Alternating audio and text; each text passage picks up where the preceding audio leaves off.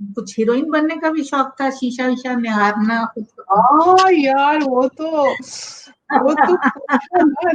पूछो मत, वो तो आज भी, तो वो सपना जो है ना बचपन का, अब साकार हुआ है और अब मैं फिल्मों में काम करने लगी हूँ। तुम्हें जी। शायद पता हो कि वो लाल हाँ, कप्तान मेरी फिल्म रिलीज हुई है, सैफ अली खान की, नवदीप सिंह की, और उसमें मेरा लाल परी का रोल भी है।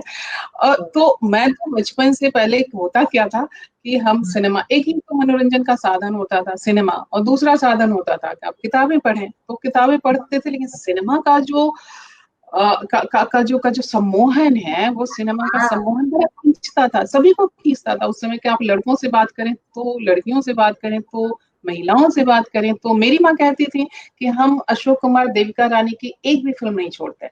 वो मेरी माँ हाँ। का जमाना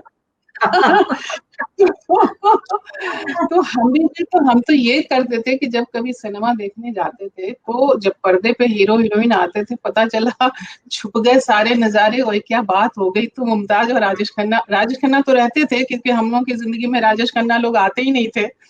हाँ, मुमताज को रिप्लेस करके तुम आ जाती तो थी। मुमताज को रिप्लेस करके जो छुप गए सारे नजारे होने लगते थे, और बिंदिया चमकेगी, चुप्पी खड़केगी, ये होता था। और उसके बाद फिर क्या होता था कि पहले हर फिल्म में कैबरे, अमूमन हर फिल्मों में कैबरे होता था, और हेलन बहुत मशहूर थी, मतलब उनके बगैर तो फिल्म बनती नहीं थी।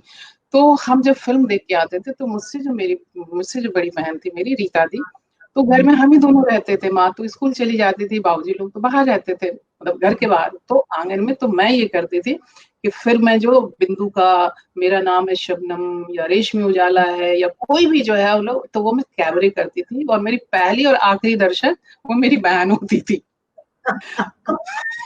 देखिए, विभा, तो वो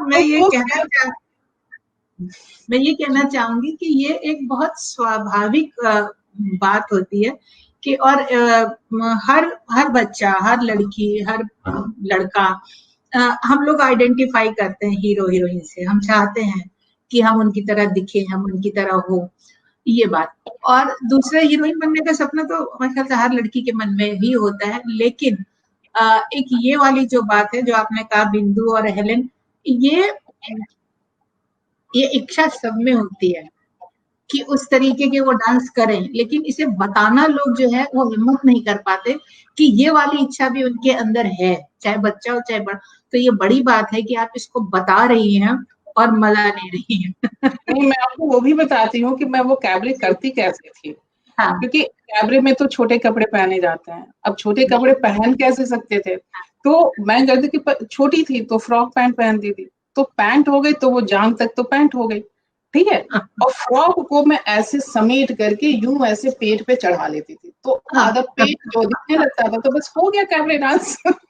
कैबरे डांस का कॉस्ट्यूम तैयार हो गया, और बैठ करके हम रेशमी उजाला है एकदम, जो महबूबा महबूबा हम करने लगते थे।